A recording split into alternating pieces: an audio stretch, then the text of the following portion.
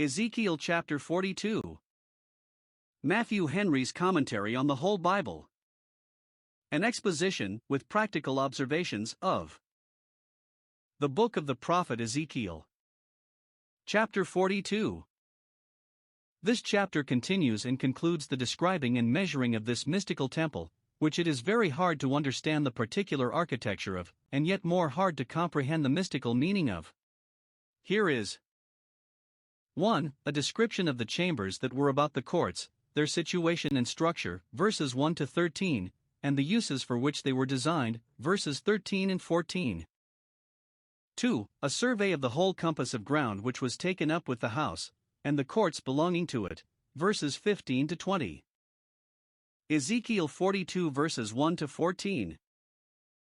The prophet has taken a very exact view of the temple and the buildings belonging to it, and is now brought again into the outer court, to observe the chambers that were in that square. 1. Here is a description of these chambers, which, as that which went before, seems to us very perplexed and intricate, through our unacquaintedness with the Hebrew language and the rules of architecture at that time. We shall only observe, in general. 1. That about the temple, which was the place of public worship, there were private chambers, to teach us that our attendance upon God in solemn ordinances will not excuse us from the duties of the closet. We must not only worship in the courts of God's house, but must, both before and after our attendance there, enter into our chambers, enter into our closets, and read and meditate, and pray to our Father in secret, and a great deal of comfort the people of God have found in their communion with God in solitude.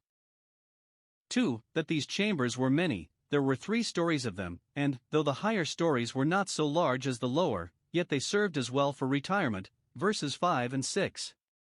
There were many, that there might be conveniences for all such devout people as Anna the prophetess, who departed not from the temple night or day, Luke 2 verse 37. In my Father's house are many mansions. In his house on earth there are so, multitudes by faith have taken lodgings in his sanctuary, and yet there is room. 3. That these chambers, though they were private, yet were near the temple, within view of it, within reach of it, to teach us to prefer public worship before private. The Lord loves the gates of Zion more than all the dwellings of Jacob, and so must we, and to refer our private worship to the public. Our religious performances in our chambers must be to prepare us for the exercises of devotion in public, and to further us in our improvement of them, as our opportunities are. 4. That before these chambers there were walks of 5 yards broad, verse 4, in which those that had lodgings in these chambers might meet for conversation, might walk and talk together for their mutual edification, might communicate their knowledge and experiences. For we are not to spend all our time between the church and the chamber, though a great deal of time may be spent to very good purpose in both.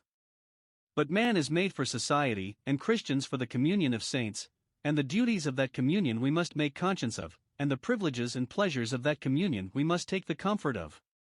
It is promised to Joshua, who is high priest in the second temple, that God will give him places to walk in among those that stand by, Zechariah 3 verse 7. 2. Here is the use of these chambers appointed, verses 13 and 14.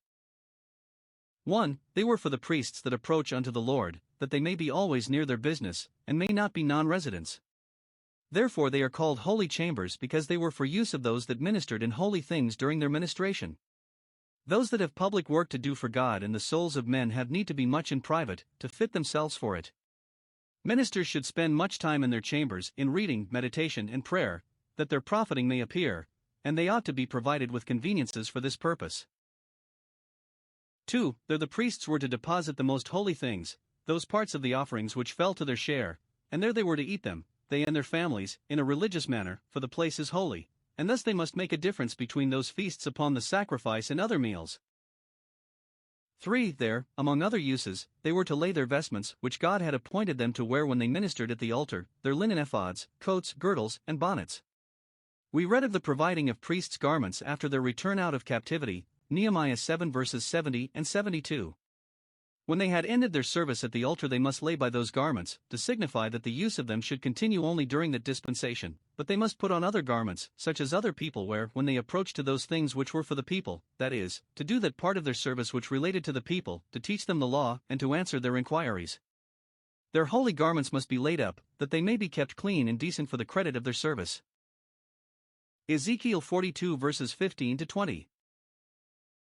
We have attended the measuring of this mystical temple, and are now to see how far the holy ground on which we tread extends, and that also was here measured, and found to take in a great compass. Observe. 1. What the dimensions of it were.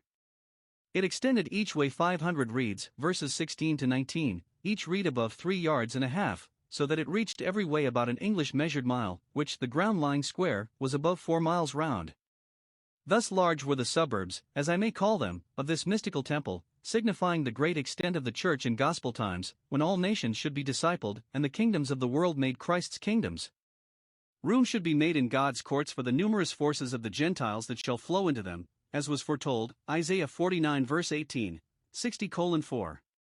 It is in part fulfilled already in the accession of the Gentiles to the church, and we trust it shall have a more full accomplishment when the fullness of the Gentiles shall come in and all Israel shall be saved. 2. Why the dimensions of it were made thus large. It was to make a separation, by putting a very large distance between the sanctuary and the profane place, and therefore there was a wall surrounding it, to keep off those that were unclean, and to separate between the previous and the vile. Note, a difference is to be put between common and sacred things, between God's name and other names, between His day and other days, His book and other books, His institutions and other observances, and a distance is to be put between our worldly and religious actions, so as still to go about the worship of God with a solemn pause,